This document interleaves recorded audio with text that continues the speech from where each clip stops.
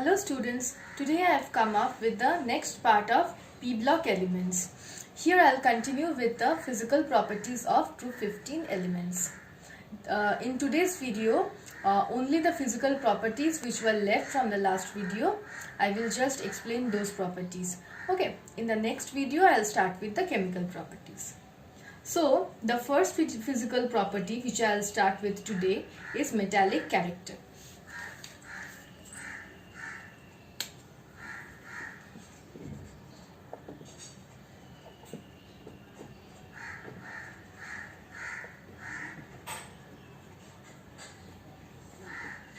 Metallic character.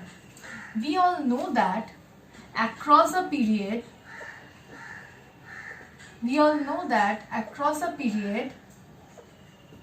the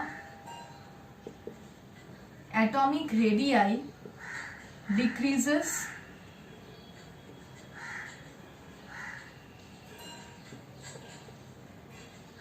nuclear charge increases, ionization energies increases. So what we know that across a period atomic radii decreases, nuclear charge increases, ionization energies increases. Which means that the word ionization energy is high. What does that mean? That means that the element does not easily lose electrons, which means that the valence electrons are tightly bound by the nucleus and it requires a much higher energy to remove a valence electron from the atom of that element. So that element has high ionization energy, which means they will not easily lose its valence electrons. So if an element does not lose its valence electrons easily, it means that it will not acquire electropositive character easily, which in turn means that the metallic character will decrease. So across a period, the metallic character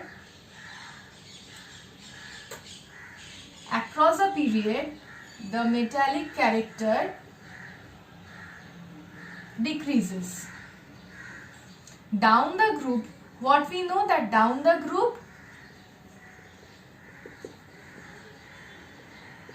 atomic radii increases and ionization energy decreases.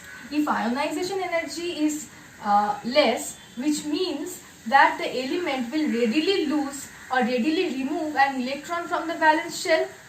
Much higher energy is not required to remove that electron from the valence shell. So, down the group, the metallic character increases. As a result, the group 15 elements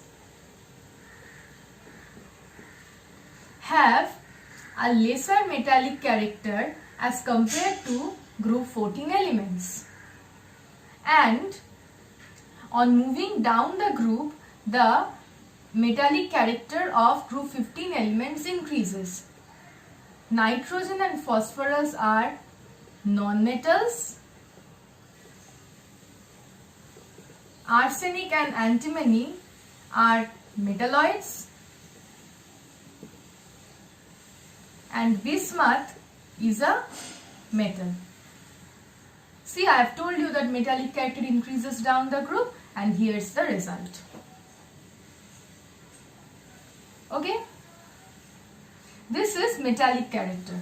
The next important property is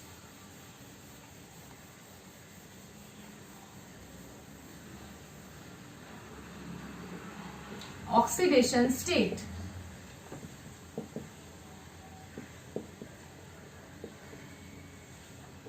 Oxidation state.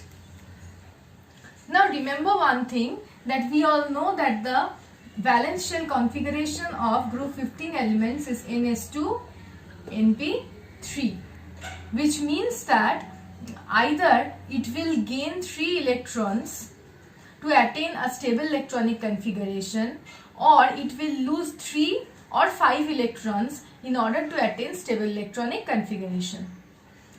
Okay, so that is done by two methods. One is electron transfer and the other is electron sharing. First I'll start with electron. Second is electron sharing. First I'll start with electron transfer.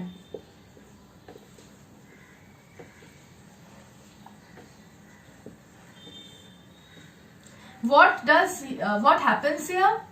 See, here there are only 3 electrons left in the p orbitals. So what will happen? Either p orbital will gain 3 electrons and attain a stable electronic configuration. So from the neutral element M, it will gain 3 electrons to form M3 minus. And this process is feasible only if the atomic radii are less and the electronegativity of that element is high. Either the atomic radius of the element has to be, means these two properties are important. The atomic radius has to be small and the electronegativity of that element has to be high.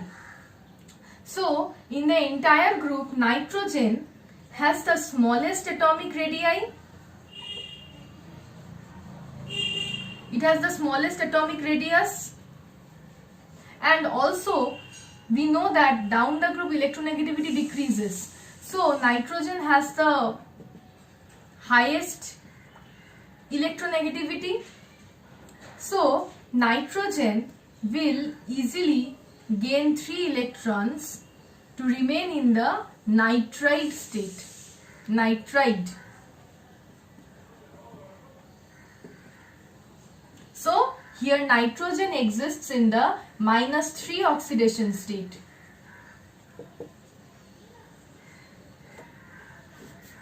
Okay, the other elements, we all know that down the group atomic radii increases and down the group electronegativity decreases. So as we move down the group, the tendency to accept 3 electrons in the group 15 elements will gradually decrease, and the last elements, the higher members of this group, bismuth, antimony, they will not at all accept 3 electrons to form M3+. Okay, they will prefer to remain in +3 oxidation state rather. Okay, this was about -3 oxidation state.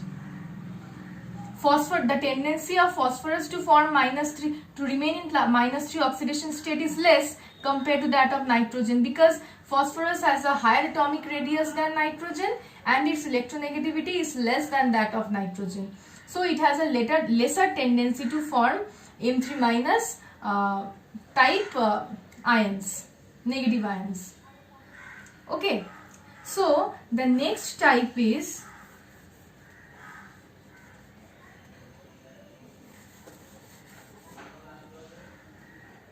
losing these 3 electrons to form M3+,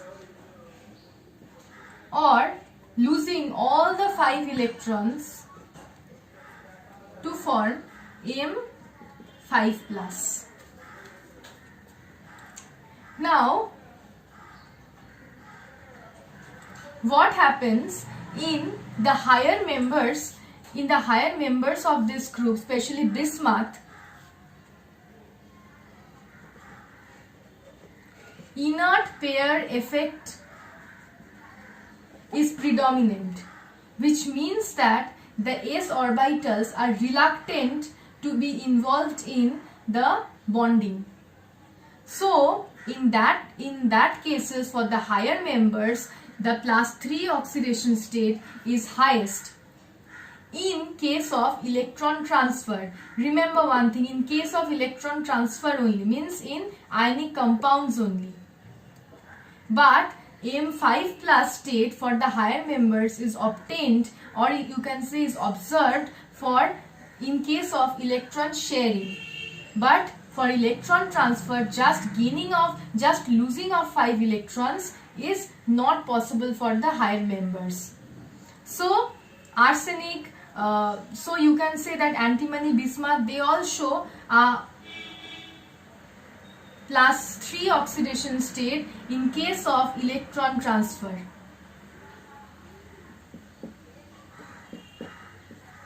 Because of the inert pair effect. Okay?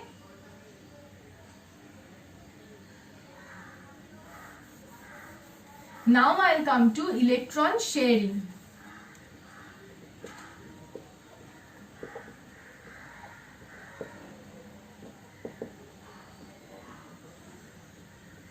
Okay, look at electron sharing. I'm showing for phosphorus only. What happens here? See, this is the ground state.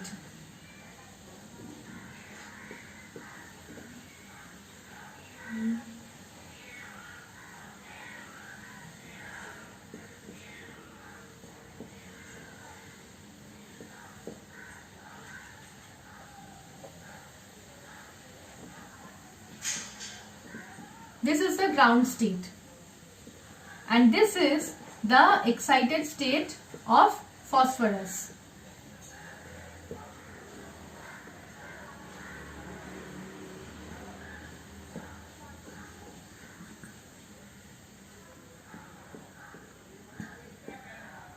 What happens in the excited state? One of the paired electrons will be shifted to the, or you can say will be excited to the d orbital or 3d orbital in case of phosphorus. As a result, any other element which is less electronegative as compared to phosphorus can form sigma or pi bonds with this. These are the electrons from the other element, thereby forming the compounds here. Okay, PCl5, PF5. In case of PCl5 and PF5, what happens? 5 chlorine atoms form 5 sigma bonds.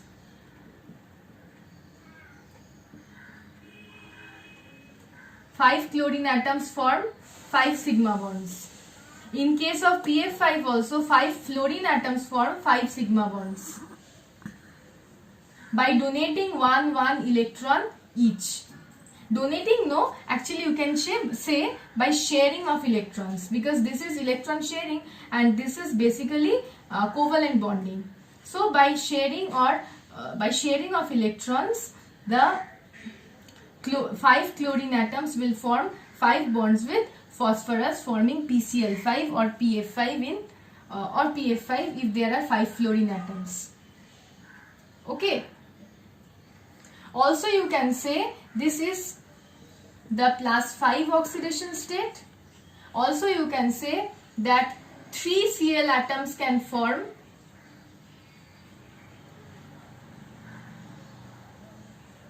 3 sigma bonds here, resulting in the formation of PCl3. Means in the presence of 3 chlorine atoms around phosphorus, the paired electrons will not get excited to the higher electronic state, that is the d orbital. But in presence of 5 chlorine atoms around, the phosphorus will get excited to the, the phosphorus will get to the excited state where the one of the paired electrons will get excited to the higher energy state, that is the d orbital, in order to accommodate all the 5 chlorine atoms, in order to form bonds with all the 5 chlorine atoms. But in presence of 3 chlorine atoms around, there are 3 unpaired electrons present, so there is no excitation of electrons taking place. So in this case the oxidation state is +3. Okay, remember this thing, that the oxidation state is really very important for your exam purpose. Okay, the next property is multiple bonding.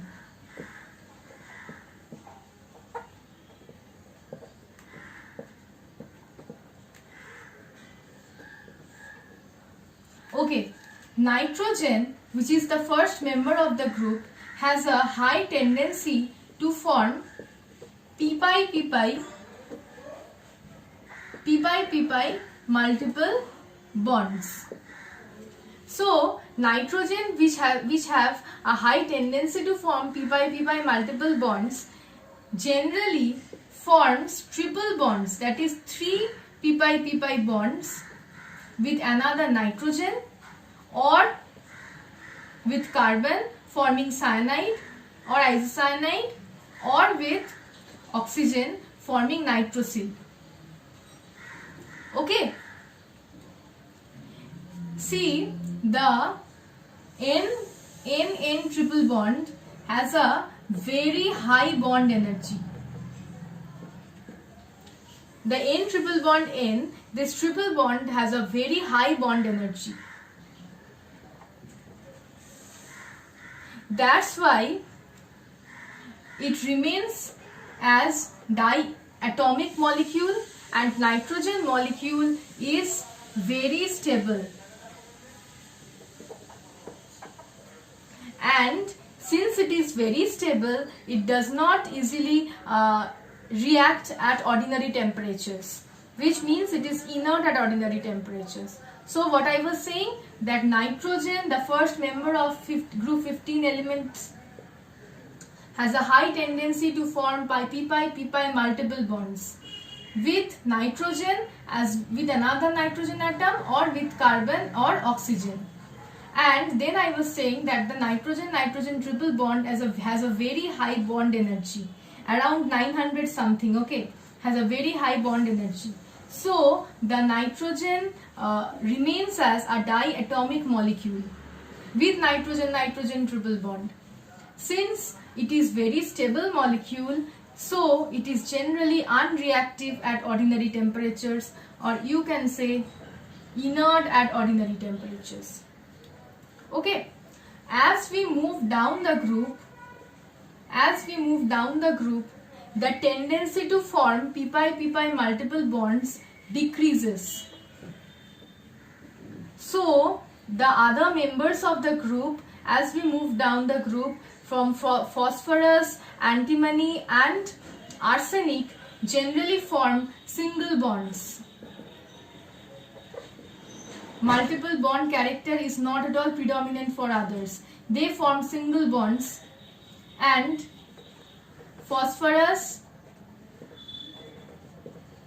arsenic and antimony remains as tetrahedral structure.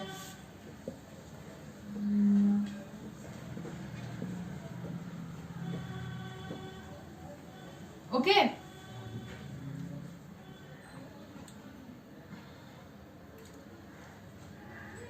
Okay. Now I'll come to the next property, which is allotropy. This is about multiple bonding. I'll come to the next property, which is allotropy.